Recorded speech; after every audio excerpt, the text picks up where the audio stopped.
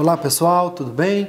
Meu nome é Frederico Rodrigues, eu sou advogado do escritório Dairel Rodrigues e Advogados Associados, especialista em Direito Imobiliário, e estamos mais uma vez aqui no portal Dia Online para tratarmos sobre o direito imobiliário e hoje especificamente sobre alguns cuidados necessários na aquisição de bens imóveis.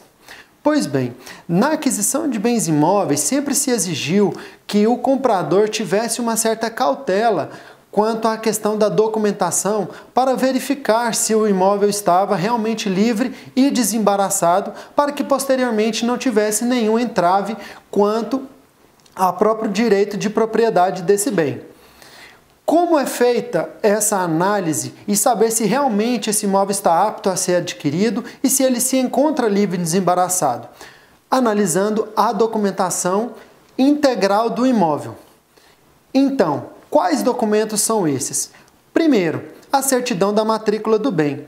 A certidão da matrícula é como se fosse um DNA do bem, onde consta todas as informações referentes àquele determinado imóvel.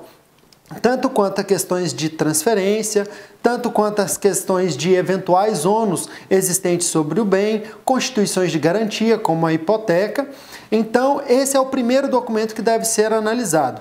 Então, nele se verifica se a pessoa quem está vendendo é realmente a proprietária, se existe sobre o bem algum tipo de garantia que foi outorgada anteriormente.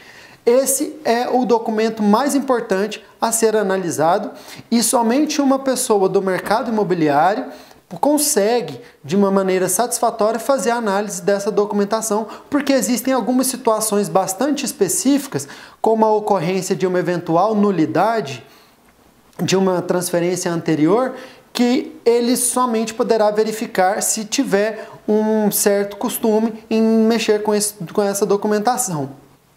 O segundo documento a ser analisado é a verificação de se existem débitos federais, débitos estaduais ou débitos municipais à Fazenda Pública.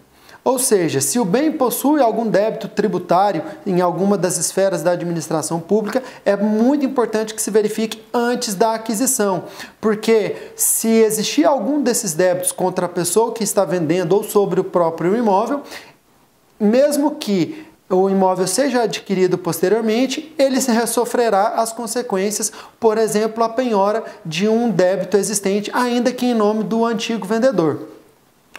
Um terceiro documento a ser analisado é a certidão negativa de débitos de condomínio, caso se trate de algum condomínio, porque essa obrigação ela é vinculada ao bem.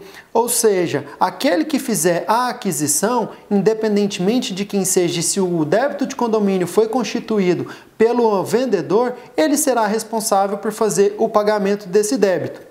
Além disso, é interessante verificar se existe alguma ação judicial contra o vendedor ou relativa ao referido imóvel, e isso se consegue obtendo certidões dos cartórios distribuidores cíveis junto ao Poder Judiciário do Estado, para que se possa analisar se existe alguma pendência judicial sobre aquele imóvel. E por fim, se tratando de imóvel rural, é importante também verificar junto ao INCRA se existe algum processo de desapropriação e também junto ao IBAMA se existe algum crime ambiental que este imóvel sofreu.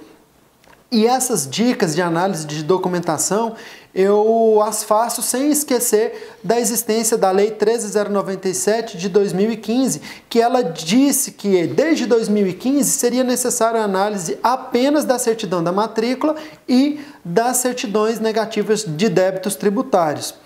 Contudo, nós precisamos esperar como vai se portar o Poder Judiciário em função dessa nova lei.